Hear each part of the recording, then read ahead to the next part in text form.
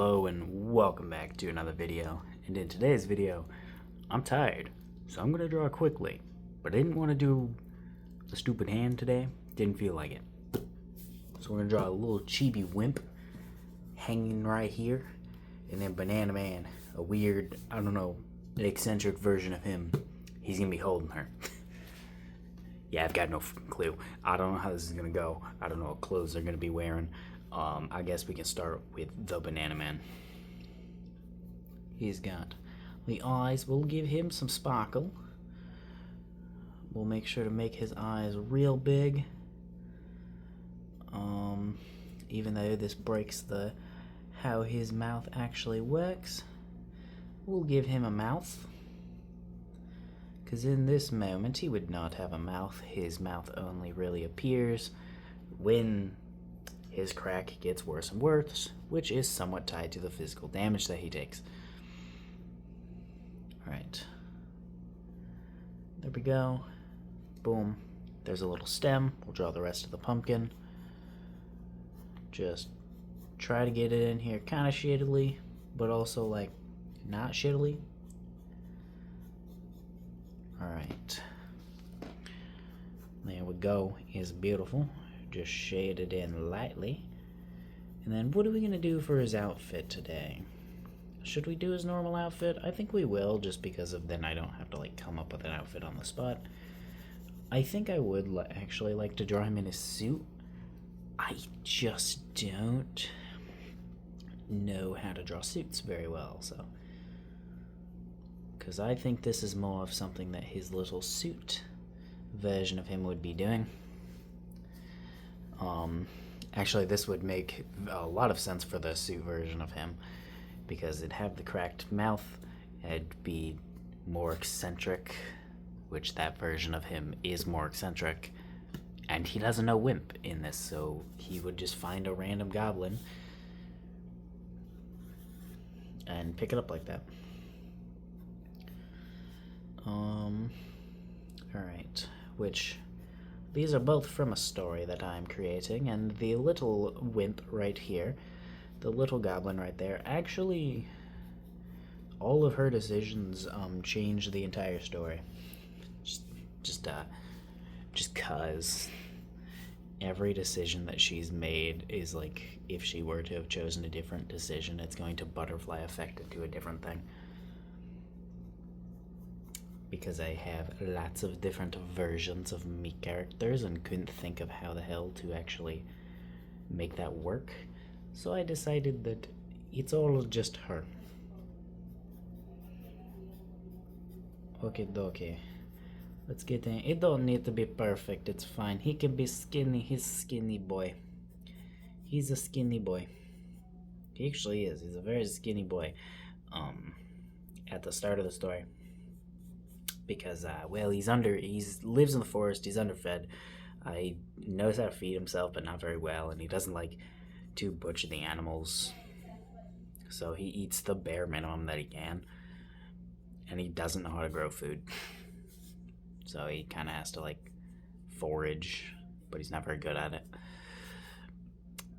Okay, he's got his little shirt. I'm trying to think of what the fuck he would actually be wearing. He'd be wearing the...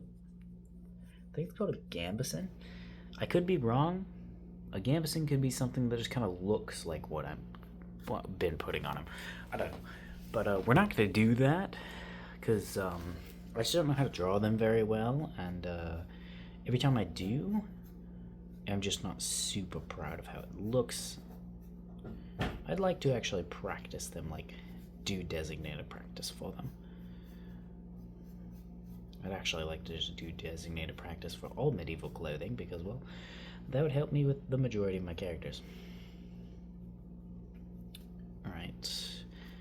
How are we going to do this?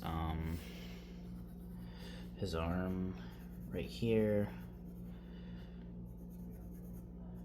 Right there, and then, I don't know, fucking... It doesn't need to be exactly anatomically fucking perfect. I really don't care about that. This was the cloak, because he does have a cloak on, which I am realizing the cloak would be covering when we think about it. It's on this portion of his chest. Both his arms are out. It's pushed onto his back, so actually we wouldn't be seeing this portion of his back probably that much, which I don't like because I purposefully put his leg in this position to make it more eccentric, because I like don't draw legs, so fuck it, right? Make it, I don't draw legs, make it extra. That's not the bestest the leg could be, but I'm also kind of doing it kind of shittily.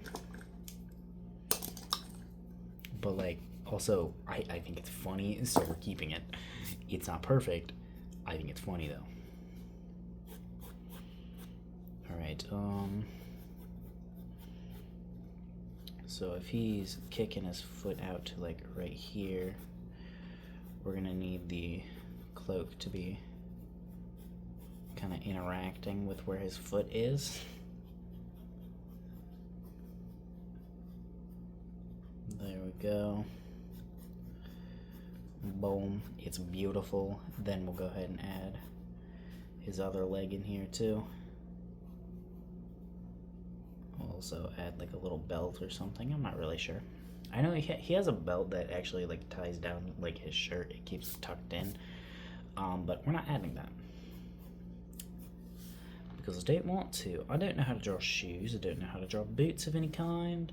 I'm very bad with shoes and feet and really all that shit. So we're just gonna kind of give him this. Yeah, it's kind of not exactly the same style as everything else in this drawing, but you know what? The pants themselves aren't really matching the style of the drawing. Which is totally my fault. I just didn't draw clothes folds in them. This arm is actually like all scarred up, but I don't really know how to draw cut scars like super well. So, all right. Well, they're actually like from vines. His arm got all cut up from vines. I don't know exactly how that would look. I just don't know. That's something we'll figure out eventually. I'm not really worried about it because he covers his arms, so I just kind of don't draw his arms. Alright. You know, he doesn't even cover his arms like trying to cover his scars or anything. He just coincidentally does. He just wears long sleeves. I don't know, maybe I'll change that. Maybe I'll give him like, I guess I could like give him like some trauma with his scars, because I mean he did kill his entire family when he got those scars, so maybe he doesn't want those. I didn't think about that. No, he hides his scars intentionally now. Never thought about that. Okay.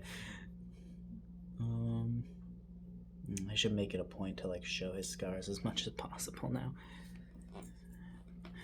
Alright, this is not gonna be perfect, but it's going to be good enough. It's going to be the bestest wimp that I've ever drawn. Look at this beautiful little wimpy there. She's beautiful. Very, very beautiful. Okie dokie. Get a big ol' hat. Just little brim. Not brim, the brim is the other part. Just little this part today, because she's small and gets small that part. Alright. Go like that. Get this in here. Her hair. That was supposed to have like bits facing out too, not just facing in. Alright. She's got big old hair. Little itty bitty wimp had shitloads of hair. Actually, she probably didn't. She was probably bald. I don't know. Depends on how fast I decide her hair grows. Alright. There we go. We got her big old ears. And then we'll go ahead and erase the lines that don't need to be there, like the bits of face in her hair, and the bits of hair in her ears.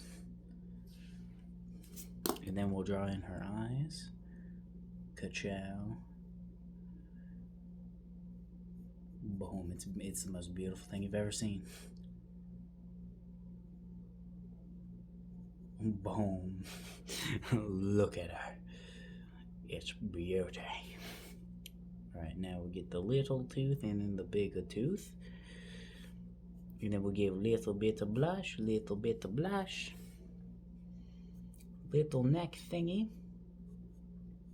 Wimp gets little neck thingy too because yesterday's wimps, I forgot to give it to them. So this wimp gets little one too. Alright. There we go. We give little toesies her little toesies just hanging out. And the little cloth around her. Boop. Look, it's a little wimp and the banana man holding her. He's so happy. Alright, that's gonna be it for this video. This was fun to do. Alright, well, I'll see you next time. Go ahead and add my little signature to show that it is done. Beautiful. Have a wonderful day.